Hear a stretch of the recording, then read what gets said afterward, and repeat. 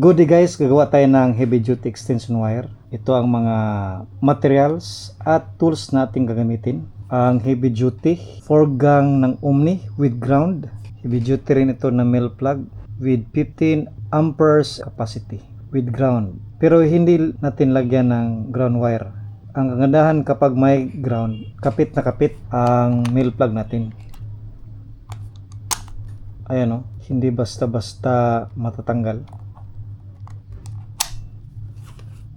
At ang number 14 na Warmax flat cord 2.0 mm squared, number 14 ito.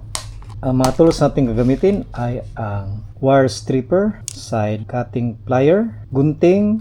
Siyempre ang unahin natin ay ang pag-connect ng flat cord to male plug. Madali lang maggawa ng extension wire guys. Kunin muna natin itong lock niya.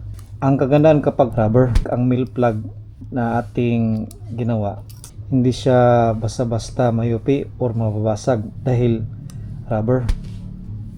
Kadalasan kapag may male plug tayo, nahulog yan sa konkreto na sahig. Kapag plastic, madaling mabasag. Kapag rubber, hindi basta-basta mabasag. Tatanggalin muna natin itong sa ilalim. Ang kagandahan nitong Omni ay meron siyang screw. Yung iba kasi na male plug na brand, walang mga screw. Plastic lang na pang insulation.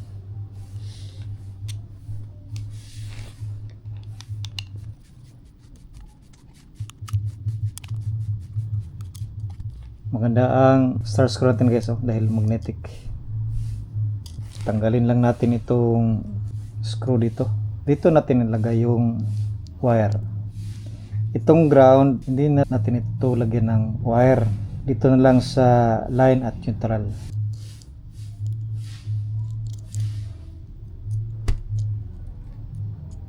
Dito naman sa kabila.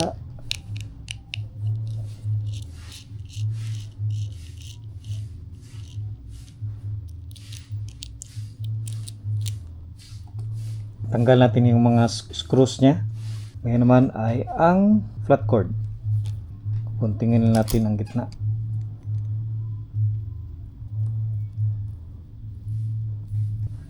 Gamit ang wire stripper ating babalatan. Mga 1 inch siguro. Madali lang kapag gamitan natin ng wire stripper guys.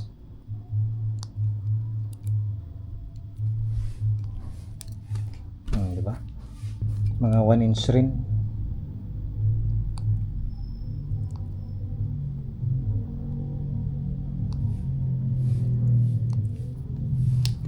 Separate natin ng by half. Ganyan lang guys para pangkapit doon sa screw mamaya. Yan na. Ngayon naman ay ilagay natin dito sa may screw niya. Ganyan guys ating lang lock. I-twist natin para malak. Pwede rin gamitan natin ito ng plier pang twist para mahigpit ang kapit. Yan naman ating ilagay.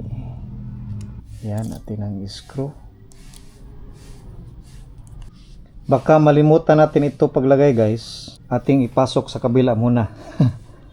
Kadalasan na limutan ito.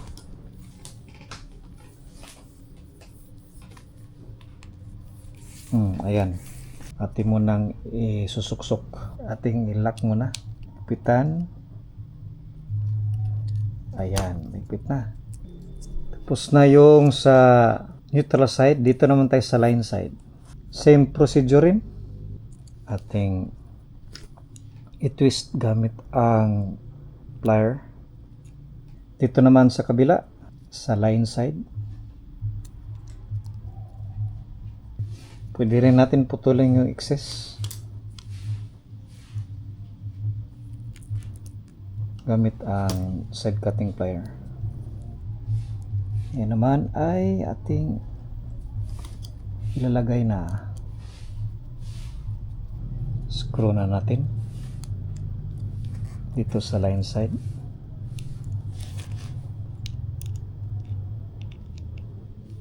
Higpitan lang.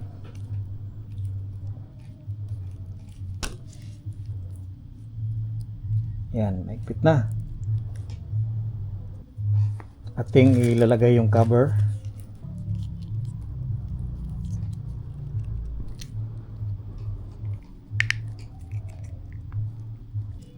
Lagay natin yung mga screw.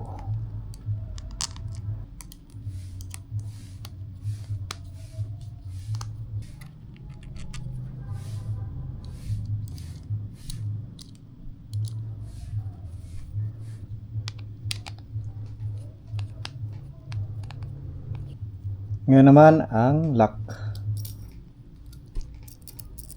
Kapag nilagyan natin ng electrical tape, wala na yung luwang.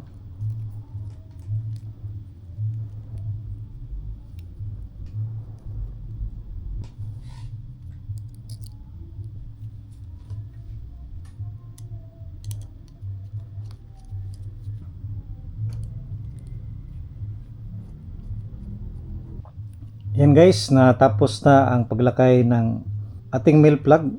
Ngayon naman ay ang foregang na outlet. Ang kagandahan ng heavy duty nito na foregang, ang max capacity niya ay 3,750 watts.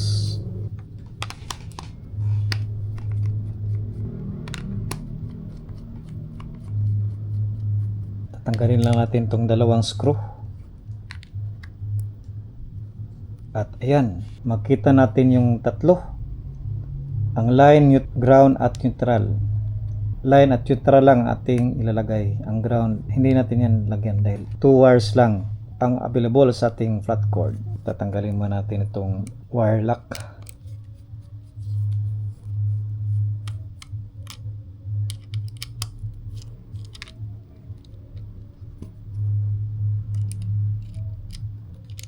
Maganda ito kasi pangpigil yan ng wire.